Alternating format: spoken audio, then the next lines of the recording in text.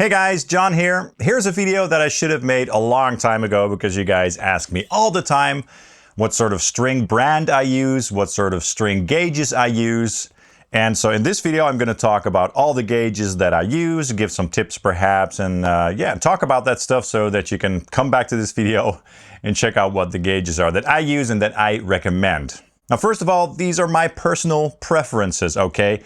Everybody has different preferences, so it's okay if you prefer different gauges. However, if you're just starting out with playing guitar, this might be a good guide to get you started, okay? But if you don't agree with me, let me know in the comments why and all that good stuff, okay? Also, the brand that I use exclusively is Elixir. I love Elixir strings. I've been using them for more than 20 years. I'm not sponsored, unfortunately. I wish I was, though. So this video isn't sponsored at all. I buy these strings myself and I love them because these are coated strings, okay? Because of the coating, they last a long time and they also sound very alive and bright for a very long time. So they stay great for a very long period of time.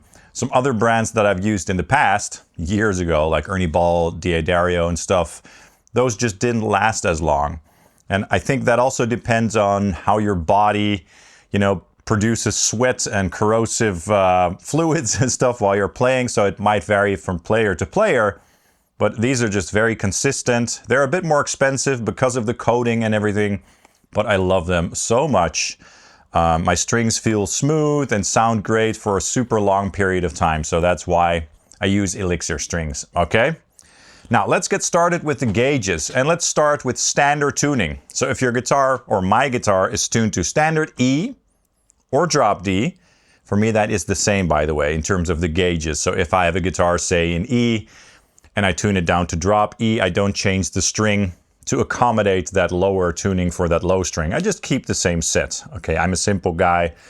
And I kind of like how the low string gets a little bit looser for drop tunings. Maybe because I'm just used to that, Anyway, what I use for E standard, which I almost never use, by the way, my standard tuning is E flat or drop C sharp, rather. But I think this one is tuned to E. In that case, I use 10s. So a set of 10s from Elixir, 10 to 46. That is like the standard gauges for E. However, if a guitar is very shreddy and very fast and has immaculate fretwork, 9s can also work really well. So if you're really into bending and super fast playing, I can imagine that 9s are awesome too in E. Okay, I've done that in the past. I use 9s for other guitars, which we'll get to later in this video. But just a set of, 10 to 46, also in drop D. Now, if you're not really into that floppy nature of the low string when you tune it down to drop D, you can get a set with heavy bottoms. So they also make sets that are custom. I think they call them custom or something. And they put some thicker strings for the low strings. So if you like a bit thinner strings for bendy stuff, for leads and stuff, and then like a bit thicker strings for the low strings for tuning it down a little bit more, then you can get one of those sort of hybrid sets, if you will. Now for my main tuning, as I said, which is a half step down, so E flat, and then with the low string dropped to C sharp usually, I use the same strings. So a set of 10s, 10 to 46, again from Elixir. Of course, I really like the feel, I like the stability, and I like the sound of those strings in that tuning. So if I were to use a set of 11s for E flat or drop C sharp, which I have done in the past, it would be a little bit too thick sounding, and the feel would be not loose enough for my taste. Okay, that's again personal preferences.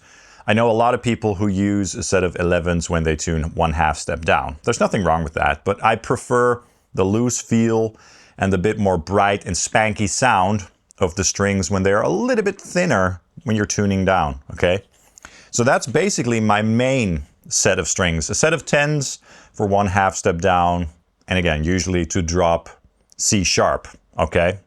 This guitar is in that tuning. A lot of my guitars are in that tuning, in fact, because it's my favorite tuning.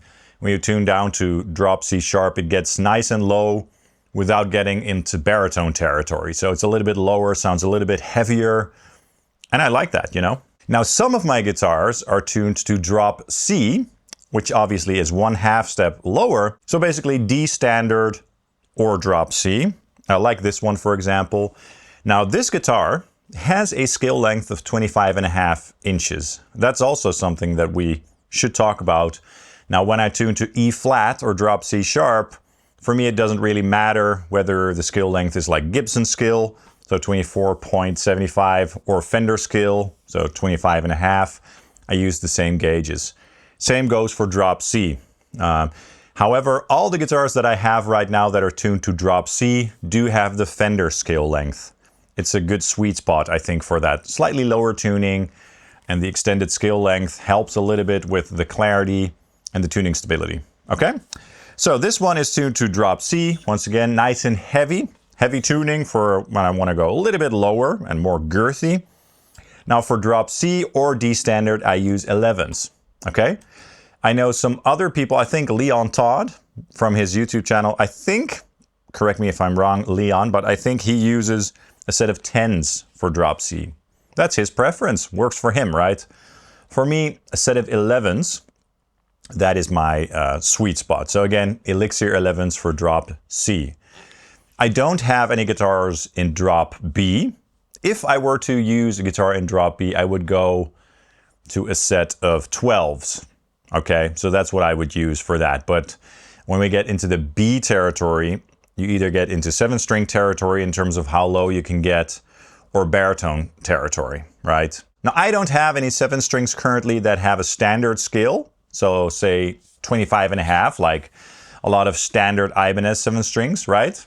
But whenever I would have a guitar like that in the past, I would put a set of 9s on there with a 54 or a 56. Sometimes it can vary a little bit because sometimes a guitar is a little bit more finicky when it comes to the gauges. If the fretwork isn't immaculate, you're going to get some buzzing probably, or if the nut isn't cut properly, stuff like that. So sometimes I'll have to play around with the gauges a little bit to get it just right for that guitar. But for a standard scale 7-string, just in B standard, set of 9s with a low 54 or 56, depending on the guitar, okay? If I were to use a 56, I could also drop it down to drop A. You know, I like drop tunings, as you may have noticed. Now, if I were to have a 7-string like that, so a standard scale 7-string, so not baritone, and I wanted to tune it a half step down, then I would use a set of 10s with a 56 for sure, maybe a 60 for the low string, or a 58 or something, just to raise that thickness up a little bit to accommodate that slightly lower tuning. And I feel like a standard scale 7-string guitar is a bit better suited for lead playing and stuff. So that's why I would stick to strings that are as thin as possible, if you know what I mean, for a guitar like that. Okay, now we're getting into the baritone territory. This is a baritone guitar, a Beluga Espada baritone. This has a scale length of 27 inches. So the neck is longer to accommodate lower tunings, to keep the clarity and stability. And I have my 6-string baritone guitars tuned to either B flat or drop A flat. Drop A flat being my favorite, since I just prefer drop tunings. Now for a 6-string baritone like this, I use the Elixir baritone sets. Those go from 12 on the thin string to 0.68 on the low string. So that's pretty thick in comparison to some other gauges that I use. But I've grown to love that girthy sound of the lower strings of a baritone guitar. However, there's one thing that I do with those sets. The 4th string usually is a plain 0.22 string. And it's a bit too loose for me. It doesn't sound good. So I swap that out with a wound 0.24 Elixir string, always, when I use a 6-string baritone guitar. So that's a little trick that I do to get the gauges just right. But this works really well for me. You can go with thinner gauges for sure, especially for the bottom strings. But it's going to sound and feel a little bit different. And as I said, I really like that really thick and huge, massive sound when I'm using my 6-string baritone guitars. I also have a 30-inch Schecter baritone that is tuned to drop F sharp. So the scale length is quite a bit longer on that guitar. And the tuning obviously is lower. But since the scale length is longer, I use the same gauges of strings as I use for this tuning, okay? So for either drop A flat on a 27-inch baritone or say 28, I would use that standard Elixir set, but replacing the 4th string with a 0.24, and then for a 30-inch 6-string baritone tuned lower to drop F sharp, I would use the exact same gauges. All right, so this is a 7-string baritone. Because of the fact that it's a baritone, I do like to tune these down a little bit lower than B standard. That's my personal preference.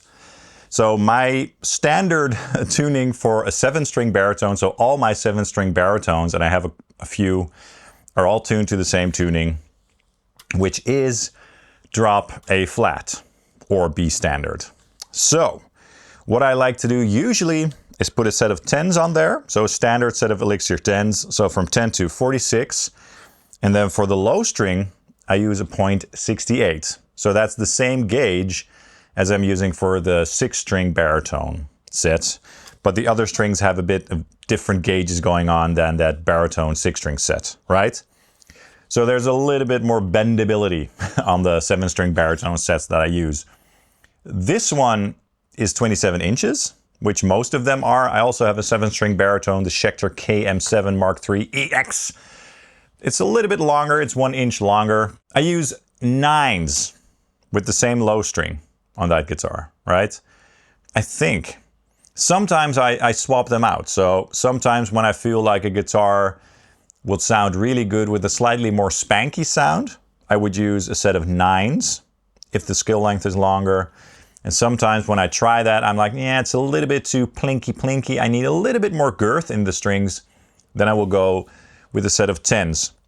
But for something like drop A flat, a 0.68 always works for me. Okay, now we're getting in the 8-string territory, guys. This is a 27-inch baritone 8-string. This is tuned to drop E or F sharp standard. And when we get into 8-string territory, I really like to use 9s on the bottom 6 strings. Thicker just doesn't feel right to me. I need to be able to bend those strings and to get a nice clarity out of all the strings. It's funny because a lot of like factory sets from like Ernie Ball and stuff have pretty thick strings, way too thick for me. You know, as I said, I like the bendability and the tone a little bit better when the strings are a bit thinner. Okay, so we have a set of 9s on the bottom 6 strings, again Elixir.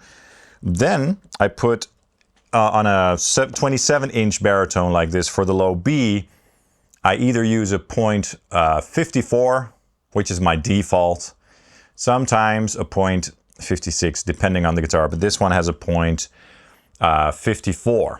And then for the low drop E or F sharp, this is a 0.74. Okay, that's like the sweet spot for me for drop E and or F sharp standard. Okay, this is another 8-string, but this one is tuned 1/2 step down, and this guitar has a very long scale length. This guitar has a 29.4-inch scale, so that's almost 30 inches. Now, I basically stole the string gauges from Meshuggah, okay? So they use a set of 9s for the bottom 6 strings, a 0.52 for the low B flat, because we're tuned 1/2 step down in F standard, okay, not dropped. And then for the low string, I'm using a 0.70 bass string, because Elixir doesn't make guitar strings with that gauge. But it's the same sound, same feel and everything. There's not a difference as far as I can tell. So that is for 1/2 step down, so basically the Meshuggah strings, okay? Now I do have an Ibanez FTM 33, which is a similar guitar, but it has the 27-inch scale. I'm not going to grab it because it's a bit tucked away there, but for that guitar I use the same tuning, but since the scale length is shorter, I opted to use a 0.74 for the low F, just as my other 8 strings, and then a 0.56, I think, for the low B flat, just to accommodate those slightly shorter scale lengths for all the strings. Okay. Again, this is my personal preference, but especially for that Meshuggah sound, I like an 8 string or an 8th string or, you know, a 7th string with plenty of clarity and those upper harmonics that cut through the mix better, you know. So these gauges are just perfect for 1/2 step down on an 8 string. And finally, a very extreme beast. This is my 9 string, my Legator 9 string. This is tuned to standard 9 string tuning. So there's a low C sharp on here. And then we have an F sharp, a B, and then your standard 6 string sets, right? Now this guitar has a scale length of 30 inches on the low string and 28, I think, for the top string, since it's a multi-scale. Could be 28.5 or something, but it's at least a shorter scale for the top strings, right? So for this guitar, I use a set of 9s, once again, for the bottom 6 strings, and I go as thin as possible for the lower strings. So for the low B, I'm using a 52. For the low F sharp, I'm using a 0.68. Since the scale length is so long, you can get away with a string that thin for the low F sharp, right? And then for the low C sharp, which is really low, I use an Elixir bass string, which is a 0.95. And that works really well for me for that C sharp standard, so super low, you know. All right, so that's my guide to string gauges that I like to use for my personal guitars based on my experience, you know, with years of playing behind me. That's just my personal preference. Again, yours might be different. There's going to be a lot of tunings that I haven't covered, obviously, but these are the tunings that I use with some additional notes here and there. I hope you found this useful. Let me know your thoughts in the comments down below if you disagree or what gauges you use, etc. If you want to support this channel, please hit the like and subscribe buttons down below, as that really helps the channel out. You can also follow me on Facebook and Instagram, and please get something at my affiliate links for Thomann and Sweetwater, or get something in my web store like a Quad Cortex capture pack or a Kemper pack or an IR pack if you want to support this channel. I'd really appreciate that. Thank you guys so much for watching, and hope to see you soon. Cheers.